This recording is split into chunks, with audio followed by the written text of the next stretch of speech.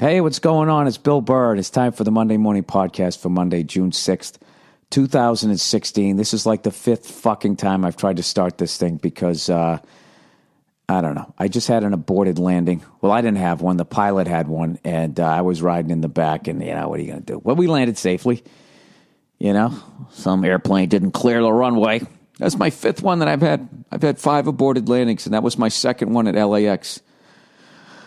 First one was vehicle on a runway, and this next one, plane was still on the runway, didn't clear it or whatever, but it was a little less scary now that I've flown a little bit, not a lot, but a little bit, but you're still in the back and you can't see what's going on, so that's always nice.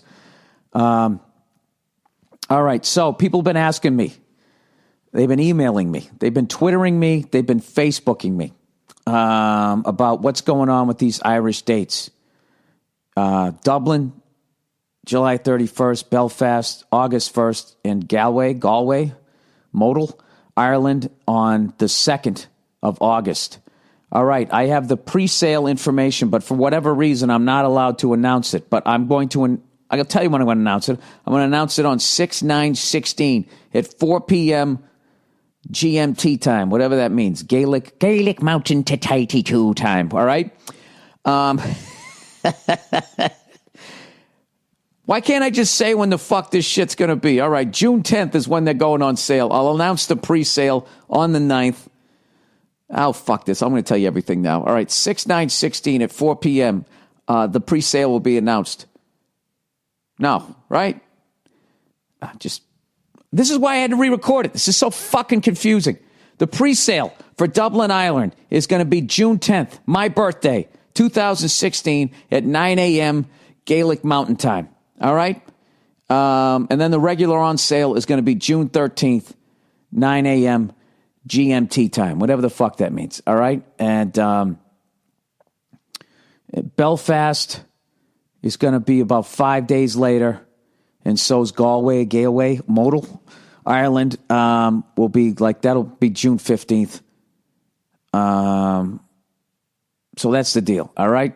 And I'll let you guys know. I'll tweet about it. I'll do all that shit so nobody gets fucked out of anything. Also, there's been a second show added in London, England, for August 6, 2016. We'll have a link up there for that and all that shit. All right, there you go. I got all the business stuff out of the way. And also, go to allthingscomedy.com. If you're sick of listening to me, we got a bunch of other talented people out there that you can listen to. And with that, let's get into the podcast. Oh, did I travel around? Sciatica. It's still acting up. I'm going to every fucking witch doctor out here at this point. I don't give a shit. Some woman was talking to me, was saying how she got sciatica when she was pregnant. And I was just like, you calling me fat? And she laughed. She's like, no. She goes, I just got it. And she went someplace. And she goes, they just kind of lightly just wisped on my backside. I thought they were really going to knead in there. They just kind of lightly, I was like, what the? Nobody's fucking putting leaves on my butt cheeks. I'm going to go to everybody else first before that. But I got to tell you, something happens with the air pressure when I'm on a plane. The back of my leg, it feels like my hamstring's going to snap. So I got to keep standing up, doing my Vietnamese gambler fucking squat. And I don't know, trying to stretch out the psoas muscle. I'm doing everything I can to try to keep this thing at bay because I don't fucking have the time to take care of it. I just don't. I'm too fucking busy here with writing this filthy, wonderful cartoon, which I'm having a great time doing. Up to episode 6 this week, people. Up to episode 6. Writing as far as that aspect of it. I literally sound like the fucking Rain Man. All right, let me take you through my trip here. All right? I had some fucking guy, he was in his early 60s, give me this fucking look like he was going to punch me in the face to the point I had to say something to him. And I know you guys are thinking Bill, what the fuck? You're talking shit to a guy 63. Well, I'm going to be 48 this week. So, when I was 15, he was 30. So it's not that bad. We're pretty close, right? When I was 10, he was 25, right? You think he wouldn't have picked on me back then? This is what happened, right? So I went down, go down to the airport, right? I got bumped up the business. So I get to go into the lounge. right? I get to go in and fucking pour myself some cornflakes or whatever. So I go into the lounge, and there's this fucking guy, right? He just, I don't know. I got on the elevator, and he was there, and he was kind of in my space, but he was a little oblivious or whatever, right? Fucking horseshoe level bald, and he dyes the sides, which is always hysterical to me. Like, dude, why are you still dyeing that? You think that makes you look younger? So anyways, it's like it's before 5 in the morning, because that's what time my flight is. And, I go up to the lounge and I set my shit down. He goes his other way. I'm not even thinking about this guy. And then I'm walking over to where the cereal is, and so's he. All right? Like 2 planes about to land, on the same runway. I'm in front of him. I have priority. So I walk over there, and then I feel him standing too close to me. And when I finish, I just did a couple of turns, the fucking cereal thing, couple turns of the knob, and it goes into the bowl, and then I pour some milk in it. It probably took me less than 15 seconds to do that. And when I turned around, because I just felt him, I would have turned the other way, but I felt him on my left shoulder, trying to look at him, and he was glaring at me, showing me all of his bottom teeth. He was like, except he wasn't making that noise, but the face you make when you, that's what he was looking at me. Just glaring at me. So what the fuck did I say to him? I just looked at him. I was like, I remember I said, are you all right? That's what I said. Are you all right? And then he didn't say anything. And then I felt bad, like, oh man, was he like one of those old guys? Remember I did that bit, the old man face? Is that the beginning of the old man face? You start glaring at first, and then you gradually get more scared. I have no idea, right? It's like those old people know they're going to hell. They're thinking back in their life, and they're trying to think that they have enough time to say enough Hail Marys, and they just realize they can't. They're like, ah! They probably saw a ghost and saw those creepy things coming up from hell. So anyways, he didn't say anything. So I walk away, and I'm thinking feeling bad, like, oh man, I just fucking yelled at that I didn't yell at the old guy, but I kind of gave him shit, so I felt bad. Then I went over to sit down, and then he gets his fucking cereal. And at this point, I'm like fucking 20 yards away from this guy sitting down, and he fucking turns around, and as he's walking over to his wife, he looks at me and goes, and shakes his fucking head. He was glaring at me. So later, I go to get a fucking apple, and I knew he was going to be looking at him, and I looked right over at him. And I can't remember what the fuck I did. And then I was like, really, Billy, are you really doing this? Neither one of you is going to fight. You're both too fucking old to fight. And that's how my trip started. So I should have known that it was going to be a weird travel experience. Ended up getting into Syracuse. That's where I was going the first night. And we played this minor league hockey arena. And I didn't know at the time until I got there, they actually filmed, that's where they filmed Slapshot, a lot of it, when they did all the stuff. I'm listening to the fucking song when they were on like the ice and everything. So that was cool as shit. The next night, we did another one of those small hockey arenas, and that one, they told me that was the place Elvis was supposed to perform at, but he died the day before. That was his next concert. And so they still have all these Elvis tickets, and they actually gave me this little frame thing of a couple of Elvis tickets, and then the date that I played there was really fucking cool. Where the fuck did I go after that? Oh, then I went down to, I was driving from Portland back to fucking Albany. Who's kidding who? I wasn't. Fucking Verzi was riding. We were in this SUV, and I was laying down in the back seat because my fucking leg was killing me. This shit's really starting to scare me, man. Like, how fucking long is this going to take? I've been dealing with this shit since February. Every time I start to turn the corner, I got to get on a plane again. So people always stare at me, too, when I stand up on the plane. I squat down. I don't even give a fuck. And they're just looking at me. I told you the last time this guy asked me if I was praying. So, anyways, then the final show last night was in Albany. But I actually, when we drove from Portland, which so many memories came back. When we went over that bridge, we went over this bridge in where you go from New Hampshire to Maine. And I remember I used to fucking one of my first girlfriends used to live over there, right on the other side of that. Well, she didn't live there. She lived down in the Boston area, but she had like family up there. I remember going up and over that bridge. I always think of that shit. I always think about the ticket that I got on the fucking turnpike up there, driving my piece of shit truck back, the Comedy Connection up there, all of that shit. And I got to tell you, man, just living out here in LA, like all people in New York, Vermont, New Hampshire, Western Mass, and Maine, I hope they realize how fucking lucky they are to live where it rains and there's all that lush land. I'm so fucking jealous of that shit. Like when I came back, when we were driving from Portland to Albany, I actually went down to the Boston area to visit some family and friends and stop off at one of my favorite pizza places. And we ended up coming down Route 1. And the fucking memories that were coming back. There was this strip club up there. There was the Hilltop Steakhouse, which they've now completely knocked down. I hope that sign, because it's still up, that giant fucking cactus, I hope somehow, like, that thing is protected. You know what I mean? You know what's funny? That's like one of those dumb things they'll sell on fucking eBay for like $1 million, and they'll say like 15 people are watching this.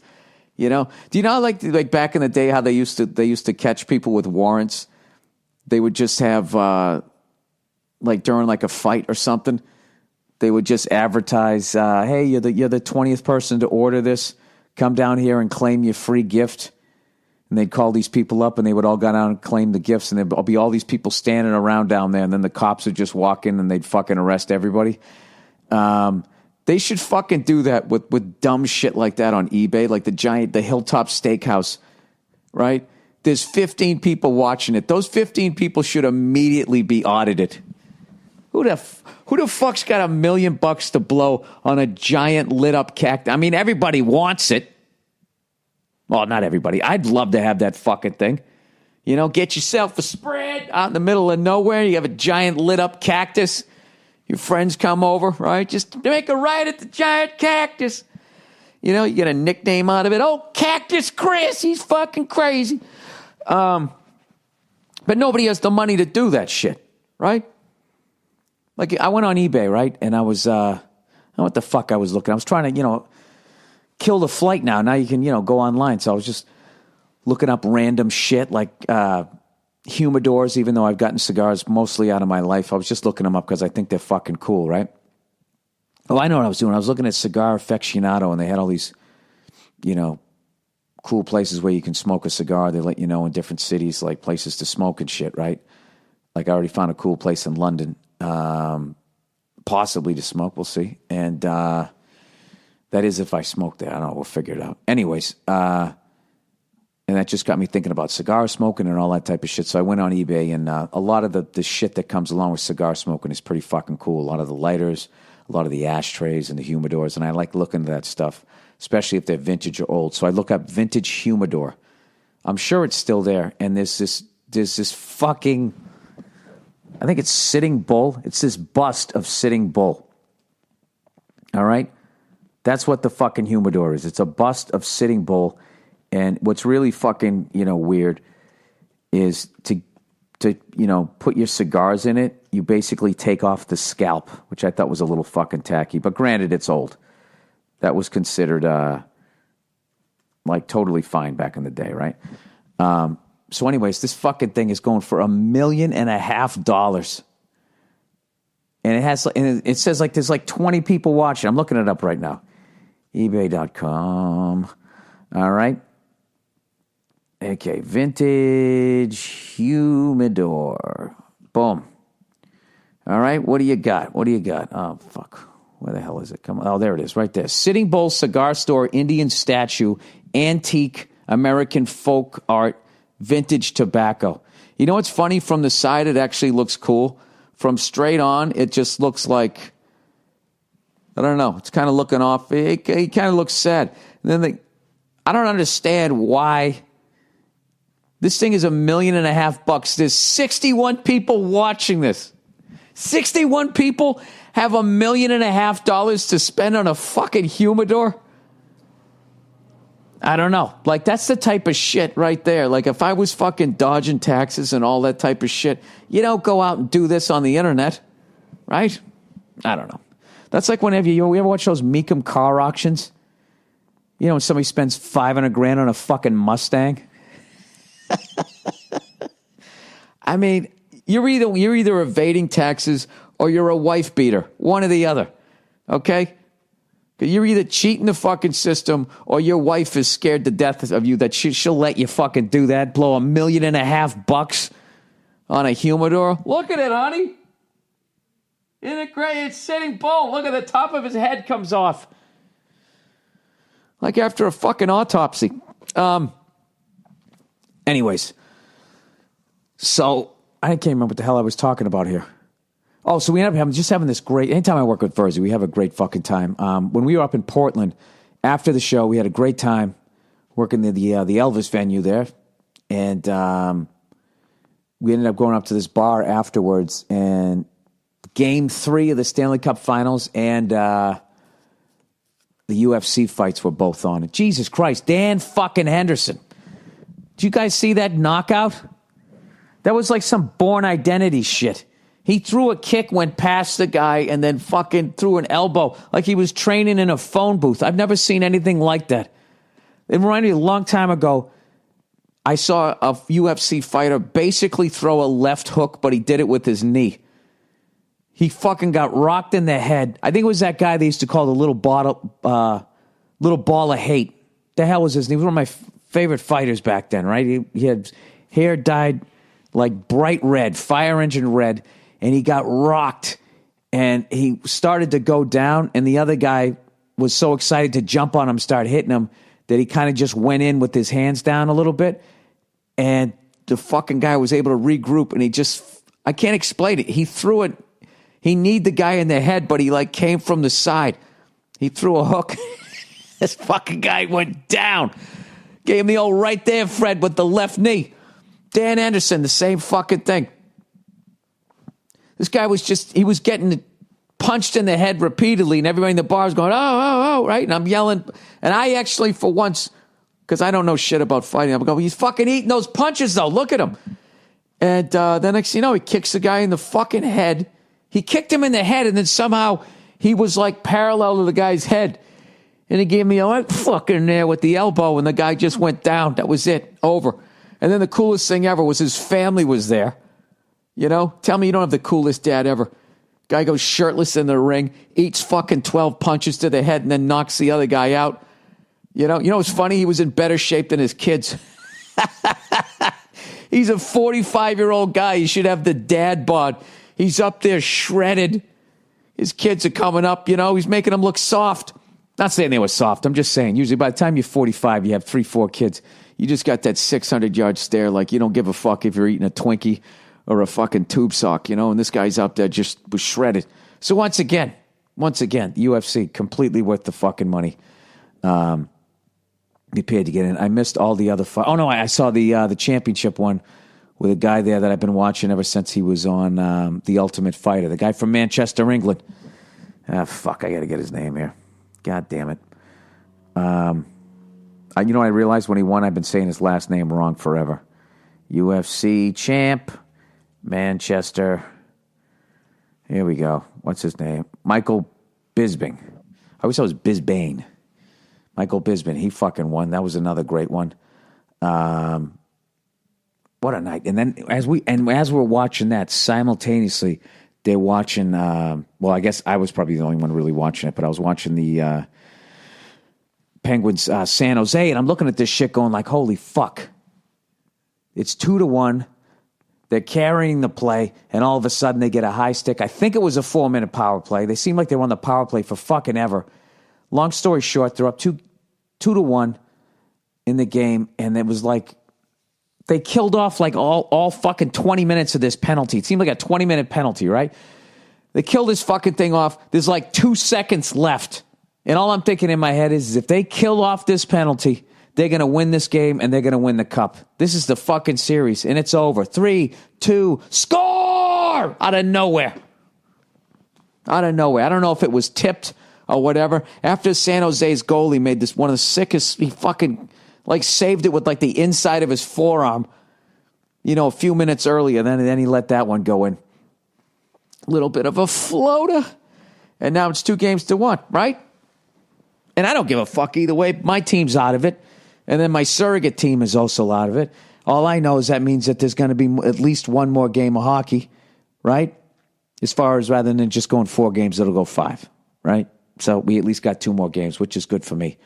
Because when the NHL and the NBA seasons end, I have like a sort of sports panic attack because I haven't been watching baseball. I don't know what the fuck's going on in baseball, but all I know, it's like the middle of the season, Well, here's a rubber game, just a ball outside. You're going to see that slider a lot this afternoon, after you just went from like watching people win championships and playing at that level. That's why the NFL is the shit as far as like, it can actually compete with October baseball because you figure that the middle of the NFL season would be boring. Like most sports, the middle of the season is boring when you're playing like 80 to 162 games, but NFL only plays 16 games. Every game means so fucking much, Plus, Tom Brady ought to be coming back from his nice rest. A nice rest, relaxed, pissed off Tom Brady coming back to light you up again. You guys can look under the rocks and try to figure out what he's doing. Someday you will admit that he fucking was, the guy was just the shit. And then the saddest thing, obviously, of the weekend was the death of Muhammad Ali, man. That guy, if you've never watched When We Were Kings, I used to own that thing, and I wore it out. I had it on VHS, then I had it on DVD. I've watched it so many fucking times. I don't even know how to put the guy into words. It was literally like whenever I watched it, I was like, I have not done shit with my life. The guy was unbelievable. And when I tweeted, greatest of all time, greatest athlete, ambassador, human being of all time, and all these, Twitter cunts. Come on, Bill, he hit things in a ring. It's like, no, he didn't. He didn't. He did so much stuff beyond that. Like, this is how great Muhammad Ali was. Like when I said greatest human ever, I said, really? They're like better than Gandhi? And it's like, exactly. Exactly. If I said fucking Tom Brady, greatest ever, you're just going to bring up other quarterbacks. You had to bring up fucking Gandhi. This is a goddamn athlete. That's a good comparison because he was doing Gandhi shit outside of the ring and he could knock out anybody in the world. The guy could hold court in the poorest of the poor right up to the White House. When he walked in, he lit up the room. Everybody shut up and you never forgot it. And on top of that, he was one of the greatest fighters of all time, if not the greatest. And I got so much out of when I used to watch that, when he was talking all that shit. It was like he was almost, as much as he was talking shit, it was like self-help. It's not the way it's done today, where today it's just all like, it's all perverted. You know what I mean? It's like, what's going to happen if you say the crazy shit. You know that you're hyping the fight. You know that you're going to get a sneaker deal. You know all this money's coming. I'm not saying that he didn't know that on some level, but the shit that guy went through, if you watch some of those early, especially the ones that are in black and white, the fucking white reporters are so goddamn racist, it's like ridiculous. I remember he's just going and going and going, and this white guy's getting fucking mad. He just hates his confidence. This guy, like, if this guy could have got sent into the future, he'd be a hater on Twitter. So he finally just goes, do you ever stop talking? And Ali said something like, no, because I'm knocking out all bums. And if you keep talking, I'm knocking you out too. And he just, it was the greatest. He just fucking pissed the guy off. And he knew what the guy was doing. And he was able to navigate all that. I know everybody says all the terrible shit that he did to Joe Frazier, but nobody gets out of this life without some bad shit. Everybody's done some bad shit. You know what I mean? But I don't know, man. He still had a good run, though. 74 years. I used to watch him when I was a kid, man. That's how fucking old I am. That's what's freaking me out now, is all these people that were like in their 20s and 30s when I was a kid are now dying of like fucking old age and shit. David Bowie, Muhammad Ali. That's fucking freaking me out. You know what I mean? Maybe that's why that guy at the little cereal thing in the fucking at the airport was giving me that look, because he knows he's going soon. You know, everybody he knew is probably all dead, right? And he's thinking, I only got so much time left to get cereal. You know? I was also thinking the fact that he felt so fucking like the complete lack of patience that he had. And I don't have patience. The fact that he couldn't wait 2 seconds for me to get some fucking Cheerios. I was also thinking, like, that's probably why he's in this lounge. This guy just fucking doesn't take no for an answer. He's a lunatic. I don't know. That's kind of fucking depressing shit that I'll be talking about death. Because I got to tell you, though, man, like, the amount of fucking people that have died in the last goddamn year, that I am old enough to have been a teenager and seen them in their fucking prime. How about that Prince shit, huh? Another person lost to the opiates and stuff. I just can't believe. It's not like I can't believe it. But the fact that they actually come at him and they come at fame and celebrity and all that type of shit. Like, people are fucking dying. Regular people are dying because of that drug. However the fuck you say it, fentanyl or whatever the hell it is. They get it, then the prescription runs out. They're addicted to opiates, and then they get on heroin. And the fact that they don't talk about the pharmaceutical companies at all is because that's like $150 fucking zillion business, and they give money to the politicians and they advertise on TV. So they make like Prince out to be like this this famous guy that, you know, nobody could say no to. I mean, I might be wrong on this, but I know he had at least one hip replacement, if not two. And if you ever watch the guy never took a show off. He was all over the fucking stage. I imagine he was in pain, and that's how that shit started, was basically him pouring his heart out on stage, giving everybody 100%. He wore out his fucking hips. James Brown did the same thing. He had to get new hips. Fortunately, by the time Prince got the operation, hopefully they were further along. And but I imagine he still had all kinds of pain, and then that's my guess. But for the fact that people came at him, some people, the way that they came at him was, I don't know, considering the shows and the music that he left us, that was really fucking, I don't know, it's a little below the belt, though, when you say, I think that's a little below the belt. Hey, have you guys seen this YouTube video? My name is John Daker. You got to watch this thing. I apologize because it's going to be in your fucking head for the rest of time. I'll post the video to my Twitter account. He's singing Amore, and he can't remember how to sing. Listen. That's Amore. What? It's Amore. Bells will ring, ting-a-ling-ling, ting-a-ling-ling, as a bell ring, Amore. I can't stop watching this guy. This guy, I swear to God, I think it's his first TV gig. Somebody was sick, I think they say at the beginning, so this guy fills in, and if you look at him, he's literally having an outer-body experience. So it's so funny to me because I can relate to this person, because the first time I did stand-up, I felt like I was watching myself. I fucked everything up. And this guy, just the way he says his name, it's almost just... He says, like, my name is John Daker. It's like he was outside. I think that might be my favorite part of the video is when this fucking guy just, the way he says his own name. He didn't say, my name's John Daker. He goes, my name's John Daker. I did it right the first time, and I just fucked it up. You got to hear this. You got to hear this fucking guy. He says he's singing all these Jesus songs. Hang on.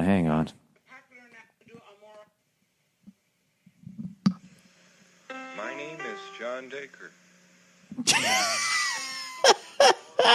That's the funniest shit ever. My name's John Daker. It's like he's watching his life. Like he already died. And then he came back and he just got to...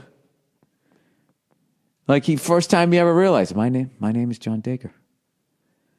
That's my fucking name, and this is my life, and I'm on TV, and I'm going to sing this song. This is what I did with my life. And you look at the guy, fucking poor bastard. Anyways, it's Daker, if you're just listening now and you want to fucking watch it at work. Oh, my God. Listen to him sing Hallelujah. Hallelujah. Sons of men and angels say hallelujah. To your voice and triumph's high. Hallelujah. Fucking guy. Oh, damn it for the grace of God. This fucking guy would be the most interesting interview ever. Just like, he's one of the most fascinating people I've ever seen. Like, what is going on in between those fucking ears right now? I think if you could make a show about his fucking thoughts, you know, all these fucking movies. Oh, it's, yeah, you know, they show the movie, but it's done in reverse, and then they try to fucking flip you out. Nothing Pink Floyd could ever fucking write can match what's going on in this guy's head. Highly recommended. All right, let's read some a little bit of advertising there. Bells will ring, ring-a-ding-a-ding, that's some more. Where the fuck is the goddamn... My name is John Daker. All right.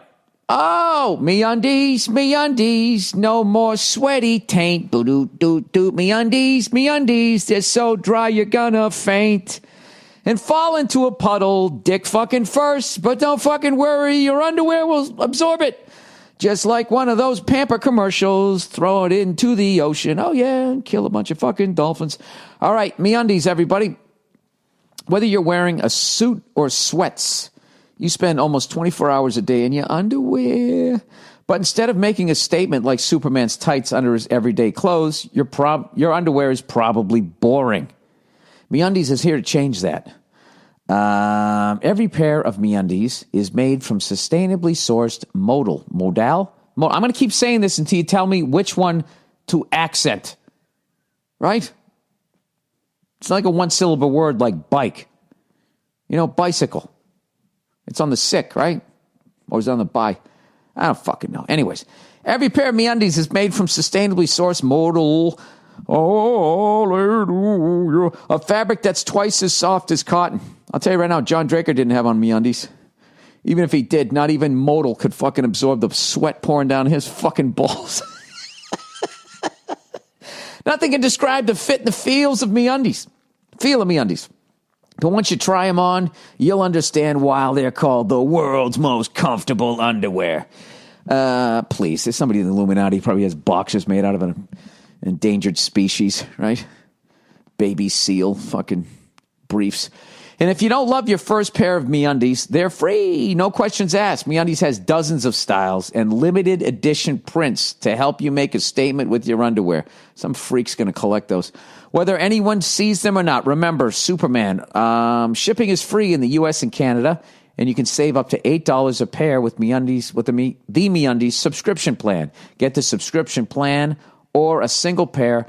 Get 20% off your first order when you go to MeUndies.com/Burr. That's MeUndies.com/Burr for 20% off your first order.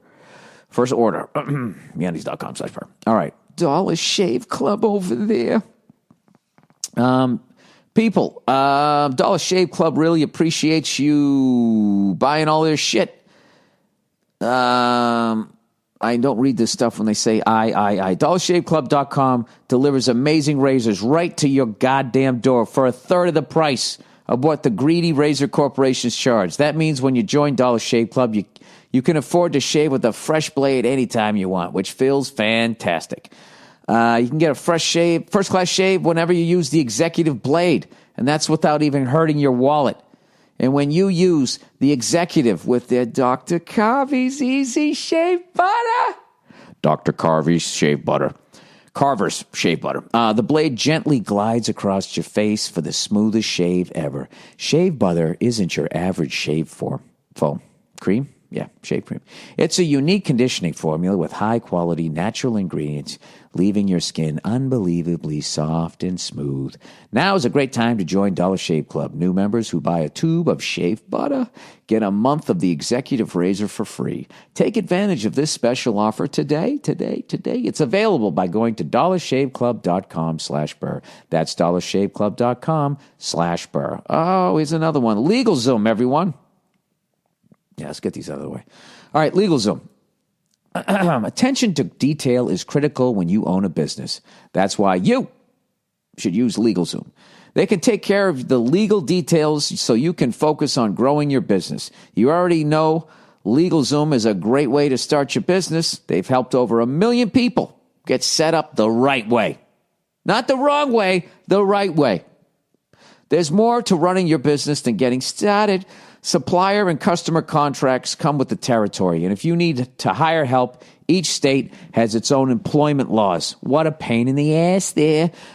Don't spend valuable time researching the laws and reading small print. Let LegalZoom handle that part. They have a network of independent attorneys licensed in 48 states who know your local laws and regulations. They'll provide the legal answers for your day-to-day questions. The best part is you don't pay by the hour since LegalZoom isn't a law firm. Instead, you pay a low monthly fee and know exactly what you're getting up front.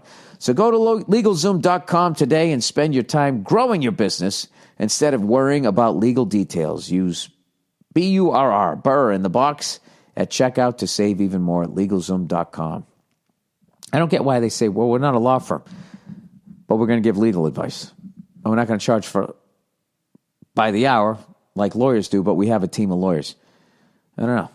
Fucking zigzagging all over the track there. All right, Stamps.com. Trips to the post office have become second nature to you. They seem easy because you've been doing your mailing and shipping that way for so long. But think about all the hassles, man. Dropping what you're doing, driving there, finding parking, getting stared at the cereal place by some weirdo with dyed hair despite the fact that he's bald. There's a much better way. Stamps.com. Stamps.com is the easy and convenient way to get postage right from your desk. Buy and print official U.S. postage using your own computer and printer. With Stamps.com, there's no guesswork. They make it easy to get the exact postage for any letter, any package, any class of mail the instant you need it. No expensive postage meters to lease and no more trips to the post office. You got to try it. I use Stamps.com to send out all my posters whenever I'm whoring myself out after shows. Sign up for Stamps.com and use my last name, Burr, for this special offer, 4-week trial plus a $110 bonus offer that includes postage and a digital scale. So don't wait. Go to Stamps.com before you do anything else. Your baby's going to cry. Don't worry about it. Just go on to Stamps.com. Click on the microphone at the top of the homepage and type in Burr. That's Stamps.com. Enter Burr. All right. Got it out of the fucking way. Here we go. Let's get back to the podcast. All right. Let's read some of the letters for this week. We're going to read some of the... Oh, before I do, though, the... Jesus Christ. Poor Jason Lawhead, man. After game one, he's a Cleveland guy. After game one, I can't even say game one. After the first fucking quarter, this guy was sending me texts. He had like his head in the oven. I'm like, Jesus Christ, dude, nobody fucking throws in the towel the way you did.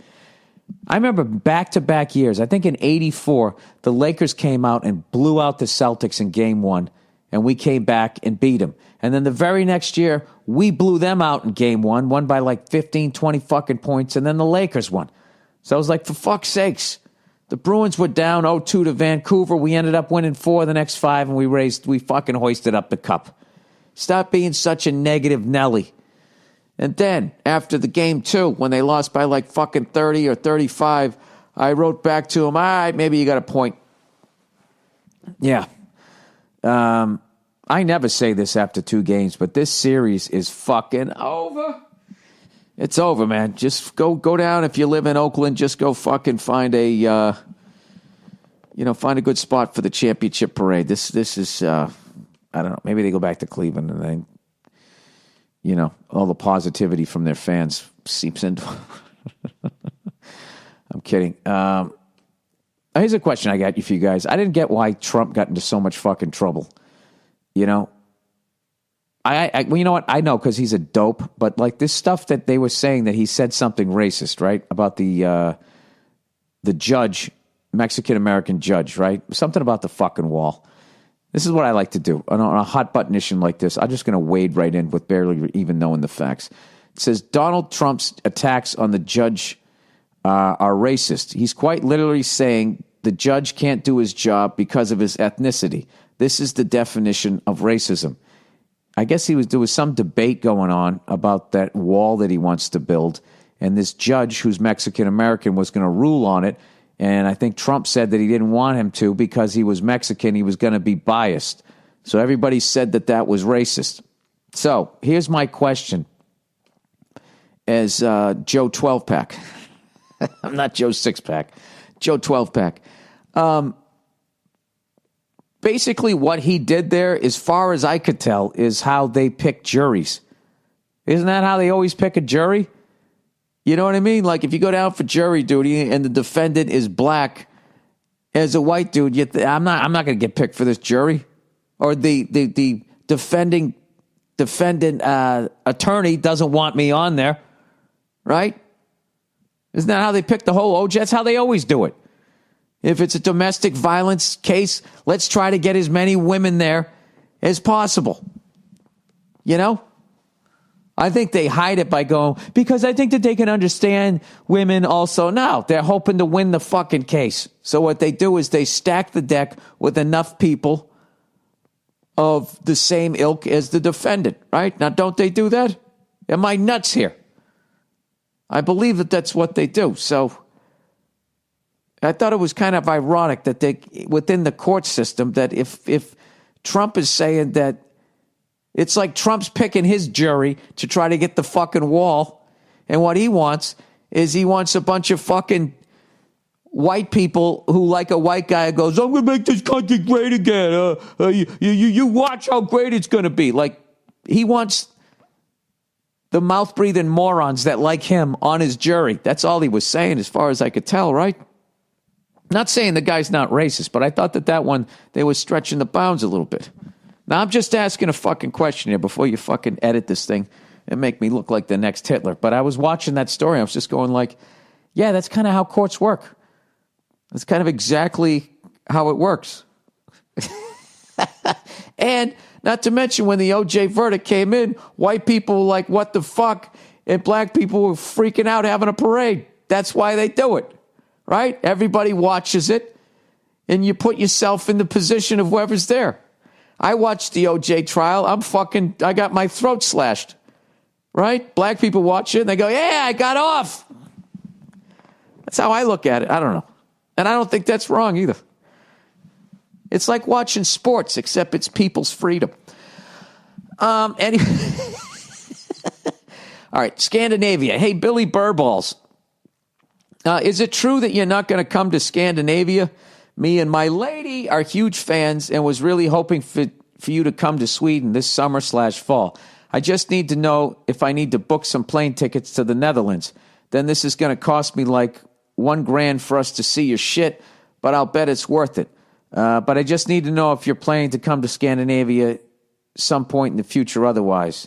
Love your shit and looking forward to F is for Family Season 2. Well, thank you very much. F is for Family Season 2 is the reason why on this trip I'm not going to Scandinavia. So, like, there's, like, 3 chunks, okay? There's my pasty people, which is coming in first, you know, just like the jury. Does this mean I'm a racist the way I'm touring against other white people? No, it's just how it worked out. And then I probably do the Scandinavian thing next, and then hopefully Eastern Europe. That's what I am hoping to do. The show takes up way more time than I thought it would, but like I had a list of 29 cities that wanted to bring me over there, and I could have gone on a month-long fucking crazy-ass tour. I've broken it up into 2, but I think the way my workload is now, I have to break it into 3. But like, I am absolutely coming back there again. It's a beautiful country. I love it, you know? Who the fuck doesn't want to go there? I've been there like 2 or 3 times, and I'll definitely come back. I just don't know when. I can't promise you as to when, but I am definitely going to come back, and I don't know. other than that, I don't have any more information. So save your money, dude. Don't blow $1,000. Don't blow $1,000 coming to see me with my shit and dick jokes. I'll come your way. All right, don't worry about it. Okay, X-Men billboard. Hey, Billiam, this is fucking nerd shit, so please bear with me. There's a new X-Men movie, and Rose McGowan, the chick who used to date Marilyn Manson, has her tits in an uproar over this billboard because between Mystique, a woman, and Apocalypse, a dude. If you don't want to click on the link from some weirdo you don't know, no problem. Just picture a blue dude holding up a naked blue woman by the throat to the point her feet aren't on the ground. Context: Apocalypse, the dude, is a badass villain in the movie, and Mystique, the woman, is the leading lady and badass heroine in the movie. Here's the problem. Rose McGowan says this is promoting violence against women, which I feel is horseshit. Here's why. If it was Hugh Jackman / Wolverine being choked out and held up, no problem. The point of the poster is to show how dangerous / how much of a threat the villain is. It's not a political statement. Here's my issue with this, though. How does a studio / movie maker win? Suppose Wolverine was the leading hero. Women would be complaining that it's always a man as the hero, and women are more like backup or support roles. I mean, Mystique is badass. She's leading the fight against this guy. To me, that's empowering to women. She isn't a sex symbol in the movie, though Jennifer Lawrence, who plays her, is really attractive. She's just strong and a leader. All I can think is that they wanted her standing... All I can think is that they want her standing on the neck of the villain, but that's fucking stupid for promotional posters.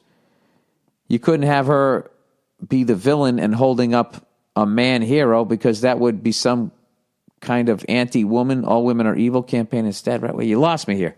You couldn't have her be the villain and holding up a man hero. Oh, I see. If the female character was evil and then was holding up the guy character, they couldn't do that, because then they would be saying it would be considered anti-women. All women are evil. I guess what bothers me is that it just seems like there's no way to please any non-white male lately. Women wanted a strong female hero. They got one, but she's in danger of the villain, a man. Somehow that equals violence on women, when it's really just about violence in general, or war, or conflict, or whatever. I mean, the dude isn't slapping her for overcooking his steak. He's trying to conquer the world. She's trying to stop him, and he's choking her ass. How is that a gender issue? All right. Let me see. Let me see if I can find the picture of this here. I did look at it. Library. No, that's not I always click on the wrong one. Yeah, I actually, when I heard it, I thought it was bullshit. But then I saw the poster. The movie, the clip that I saw, I don't see her feet dangling off of it. I see why they did that. I understand why that they did it that way. What happens is what I'm learning is when you're writing something, you're so fucking focused on is the story tracking from point A to point B to point C, and we land this thing without crashing into the fucking ocean. That they wouldn't think that anybody, might have a problem with that. I understand. This is actually one of those ones, I get why they don't want to see that. But in defense of you, how about this? If the guy character, the fucking Apollo guy, whatever his fucking name is, was Apocalypse. Such dumb names. Apocalypse, Mystique. These all sound like bad cologne.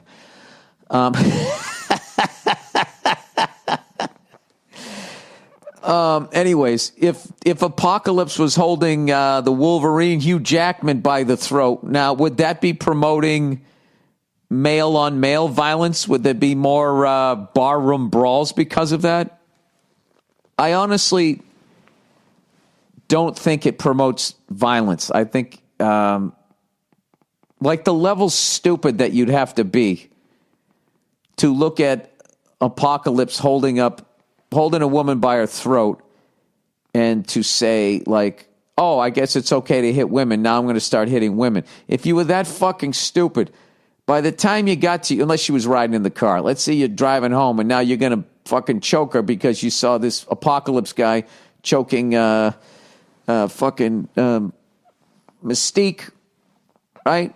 You'd also see another 1,000 signs on the way home, and next thing you know, I don't know, you'd be in a car dealership buying something or getting a fucking McDonald's sandwich. I think you would forget if you were that, like, if your brain was like that influenced. But having said that, looking at the poster, I understand why they were just like, that's not the greatest image. You could have another image up there. Yeah, I don't have a problem with them changing it, but I definitely understand your points on that thing. But I don't fucking know. It's just the time that we're living in. Everybody gets offended. Everybody doesn't get offended. A small group of people gets offended, and the news covers it. Because what are they going to talk about? The fucking how the drug companies in a roundabout way killed Prince. I mean, what are they going to talk about? Are they going to talk about fracking and people, them fucking up the water supply? There's too much money involved in that, okay? But, if you got a group of fucking soccer moms upset about a fucking blue woman getting held up by a guy who appears to be made out of stone in a movie, that's going to make it. That's going to make it. You do a Caitlyn Jenner joke in a fucking strip mall, yeah, that's going to get on the fucking news. But real shit that matters? No, that's not going to happen, That's not going to... Well, no. Why would you do that? That's just another one of those back burner stories that they just stick on the front burner all the fucking time. Like I'm not saying like, violence against women isn't a major issue, but I'm just saying like people aren't as simplistic as that. Like they don't fucking look at something and like... I don't know, as a kid, like the amount of violence that I watched when I was growing up, you know what I mean? All the fucking shows that I've watched, I've yet to chase somebody down an alley, pull them off a fence, chain link fence, beat them up, or even slide over the hood of a car. I saw all those images when I was growing up. I used to pretend and play war and all that shit. I never fucking killed anybody. I've never hit a woman. I never did any of that. I think what it is what really makes you do shit like that is horrific fucking parents. I think that's what it is. And now they're trying to blame the signs. The sign that's going to be up for all of fucking 2 weeks when this movie's out, as opposed to your dad and mom and their relationship that you grow up for the first 18 years of your life fucking watching. But, you can't blame those people because those people buy things on the channel. You know what I mean? So you always give them a pass, and then you rub their balls, and you call them Joe Sixpack and fucking the true heroes. They're always rubbing their balls like they give a fuck about them. They don't. They just want their money. You know what I mean? That's why corporations act like all of these non-crises are absolute crises, because they don't want to lose a fucking dime. So if anybody bitches, anybody moans, anybody complains, they fucking cave in. And then a lot of these groups are aware of that. And when they get to get a corporation to cave, it gives them like it's almost like a video game. It gives them more life, and they're taken more seriously. So it's a giant fucking game. At the end of the day, it's two people that don't fucking exist. But I don't know. There's a look on her face. She doesn't look badass there. It makes me feel bad for her, and I want to help her. So maybe what they should have done, she should have had a more fucking Ronda Rousey look on her face, and maybe was pulling back on his fucking, are those cornrows? What the fuck does he have? Or is that wavy hair? I don't even know what this guy's made out of. His fucking claymation hair. She should be like, maybe gouging his eyes a little bit. I don't know. I was kidding who. They'd still fucking complain. If you really want to get him going, just have that picture right there, that image. No, I'm not even going to tell you to do that because there's no sense of humor anymore. I was gonna say that maybe you could take that image and say like, no, don't, Bill, don't. It's don't. Ask me at a show. I'll tell you what I was going to say. All right, hey Billy Dope, Billy the fucking Dope. Can women forget Mr. Nice Guy persona? Hey, I'm really having a difficult reading today. All right, big fan from Lithuania. That's another one on the list that I got to get to.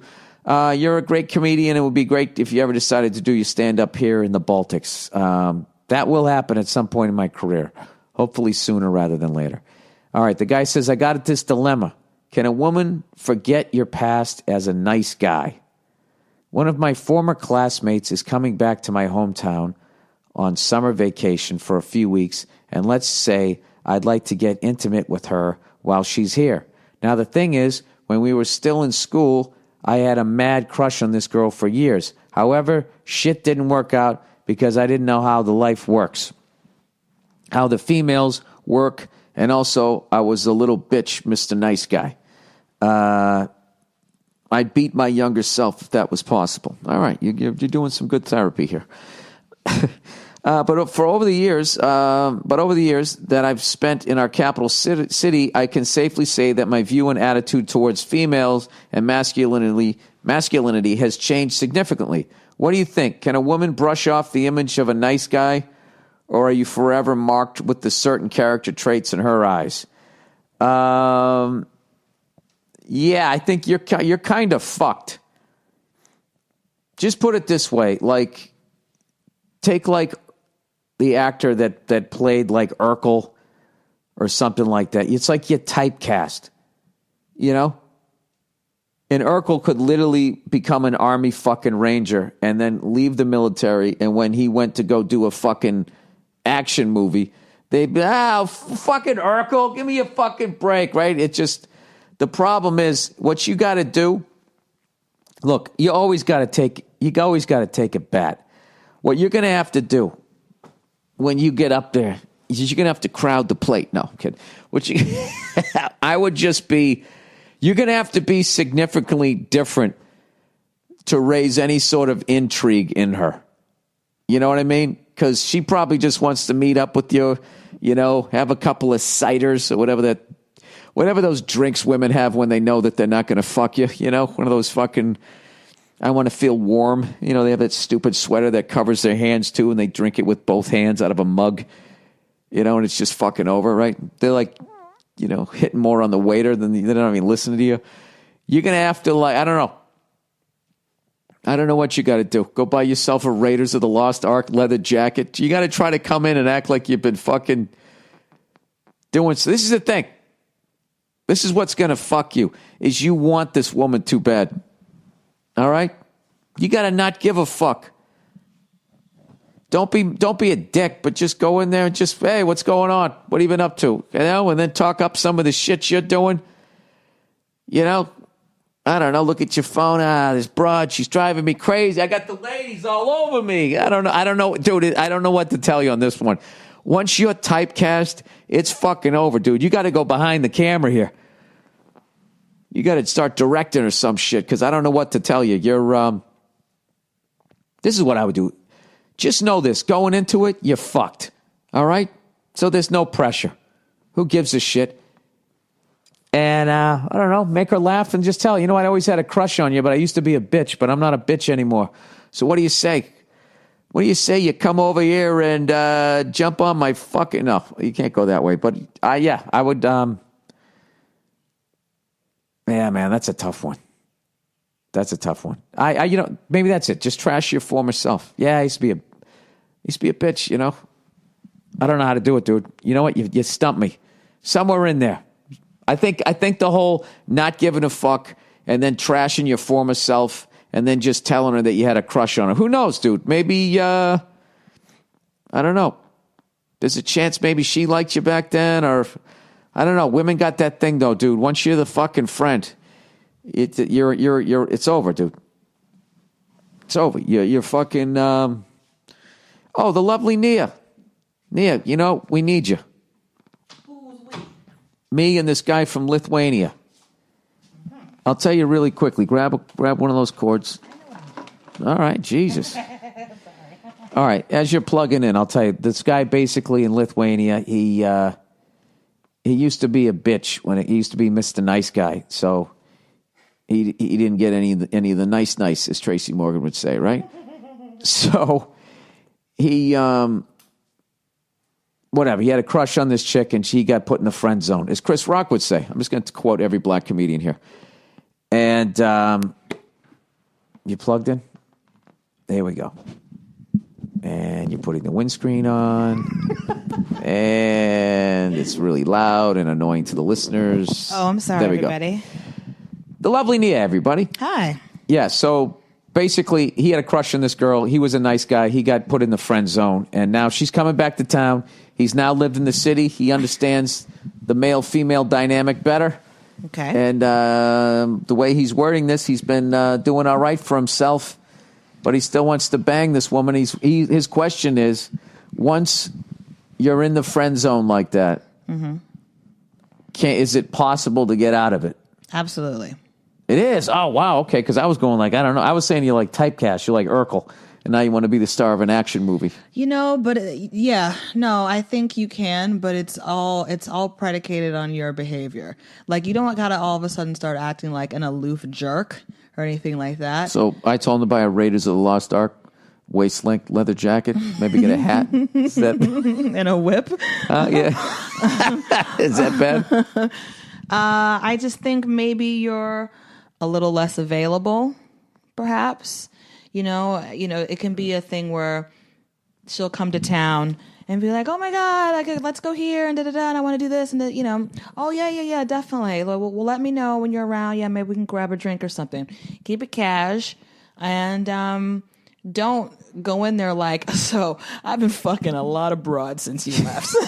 Not like that, but just as she's talking about her life. You talk about your life. Yeah, I've been seeing some girls here and there. I don't know, nothing too serious, but I've been having my fun. But anyway, what's going on with you? You look good. Like that. Like Nia. Bam. That was good.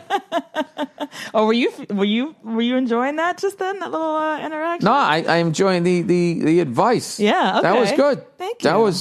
I was stammering. I was like, you might have to just fucking. I said, your best thing you got going is you got no shot. So just don't give a fuck and just go in there and just be like. But I think that's also true too. You have to not give. You can't go into it with expectations of anything. Yeah, you either fuck or you don't. I think you just be normal, be a friend like you have been. But I think I have a friend who often gets friend zoned, and I'm always telling him that he needs to make himself less available because he always makes himself available. What does that do psychologically to women always when you're less available? Because I have my theory, and I know it'll be considered sexist, so I'll listen to yours instead. I think it's the same with men and women. If you're less available, like the people want you more. I think that's just how life is. People like the hunt. I think men like the hunt a little more. So I think you should. I never liked the hunt. Really? If someone was like a fan, I'd be like, oh, hey, I'd be like, fuck. You're not a hunter? I was like, you're more of a gatherer. No, I was just more like, I hated when women played hard to get. It was so, it got so boring so fucking fast. I was just like, I'll just go rub one out. And then I'll go watch a game. And then, something, then you're not worth the fucking trouble. Right. You know what I mean? Mm-hmm. I just always found that because I remember when I would just start to walk away and then these girls would be like, no, you're supposed to blah, blah, blah, blah. I was like, I didn't get the script. Am I in like some fucking awful play right now? Right. I walked away from a lot. My number could have been so much higher. I should have chased. I didn't chase. I just tapped out. I'd be like, all right, yeah, if you don't want to, I understand. I wouldn't fuck me either. Oh, honey. All right. Oh, no, don't say that about yourself. People like you. All right. Hey, Bill Dill Pickle.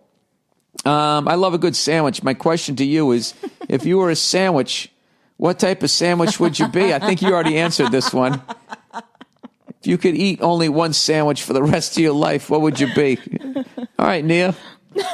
Remind the listeners what kind of sandwich you think I am. I once compared you to a grilled cheese sandwich.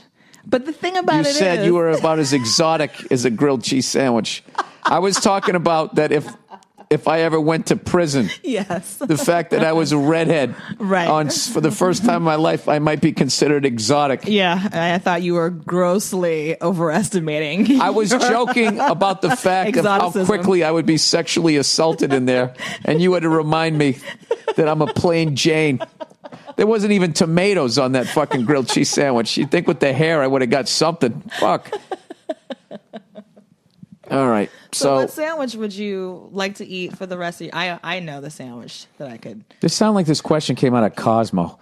If you were a sandwich, what kind of sandwich would you be? And if you could only eat one sandwich for the rest of your life, what would it be? No, we would never ask each other what kind of sandwich we'd want to be. We'd be like, what kind of dress are you?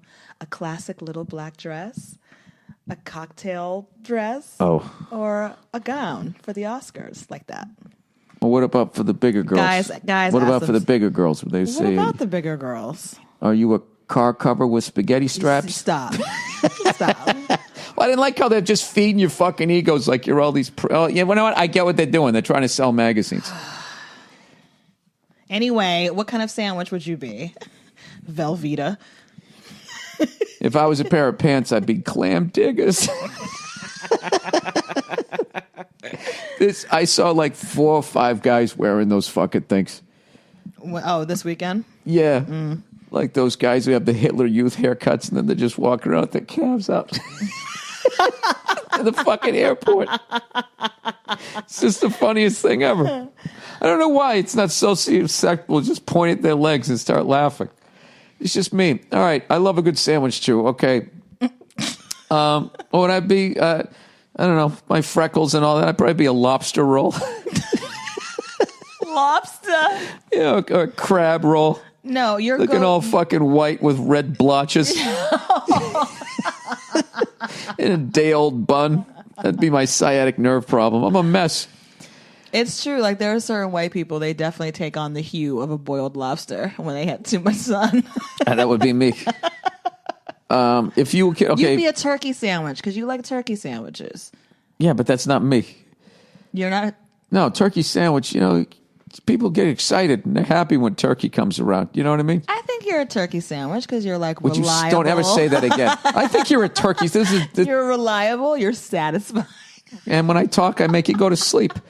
Exactly. Yeah, when consumed, I make you sleepy. All right, if you could only eat one sandwich, Nia, for the rest of your life, what would it be? This feels like a Lifetime movie. Is a Philly cheesesteak considered a sandwich? Because that's my all-time favorite of all time. Well, I mean, it's not considered breakfast. It's considered a cereal. All right, so yeah, a Philly cheesesteak. Remember, a hero is a sandwich, right?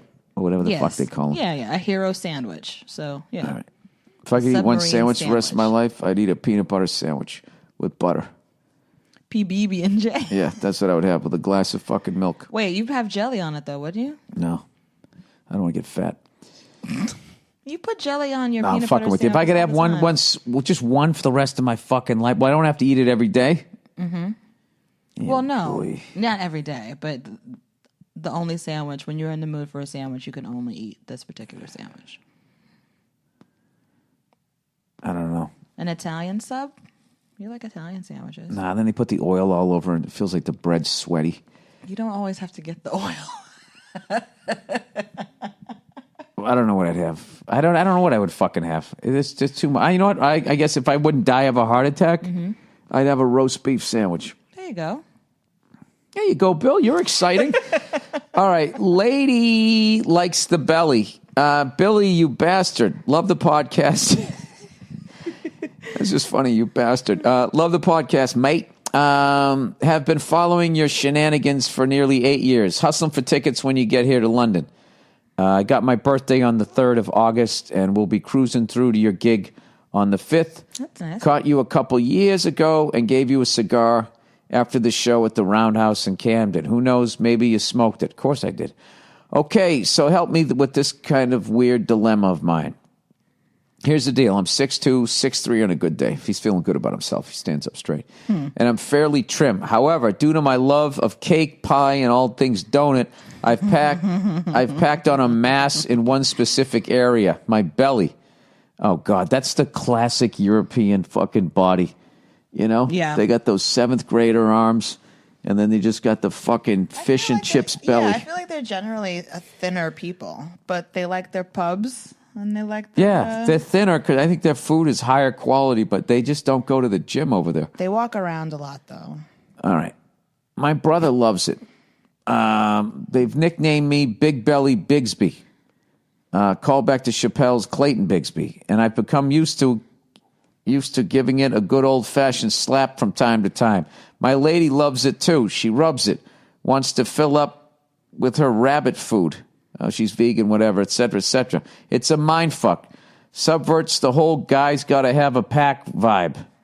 You're losing me here. Anyways, I'm going to keep on going Michelangelo on this bitch and getting into shape at the risk of losing the fail-safe laughter of the day. What do you think?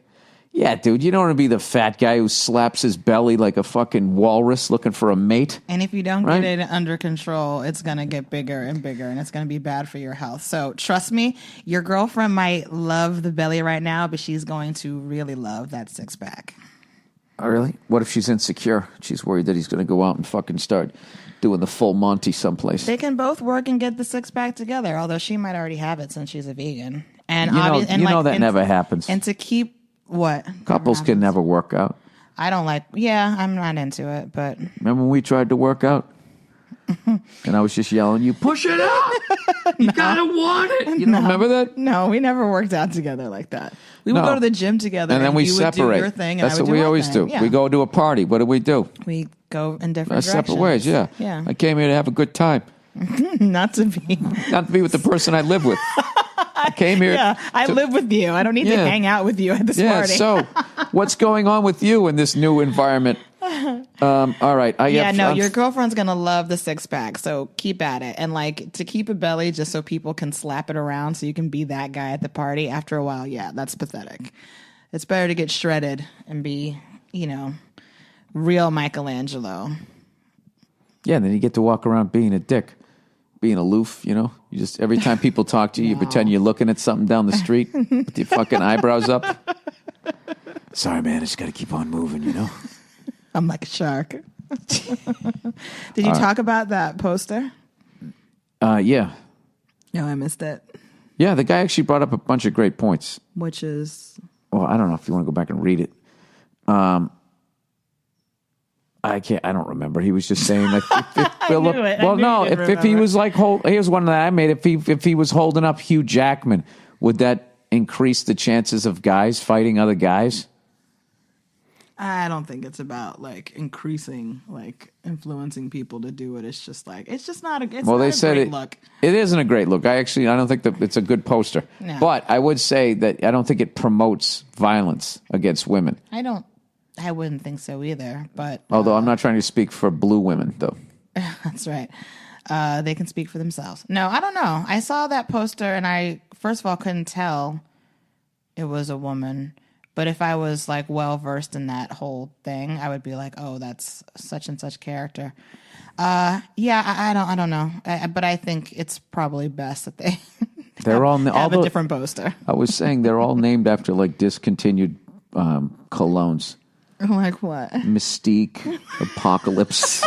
It just sounds like it's like whoever came up with Zima then tried to get into cologne and it all fucking bombed. Right? Listen, I unfortunately got to stop the podcast because I got to go to work. Bum, bum, bum, all right. Thank you guys for listening. And I'll let you guys know about those pre-sales for the upcoming dates in Ireland. And thank you to everybody that's been buying tickets in Scotland, in Amsterdam, in London, and a second show in London, Nene. That's so great. Yeah, and I found a cigar bar where I can fucking smoke a stick after. I love that town. Nice big picture of fucking, I don't know, Winston Churchill or some shit would be wonderful. Right? We'll fight on the land. We'll fight on the sea. We'll never surrender. Is that Winston Churchill? That's Iron Maiden. All right, with Winston Churchill in front. Okay. I think Aces High, I believe that was. All right. Go fuck yourselves. I'll check in on you on Thursday.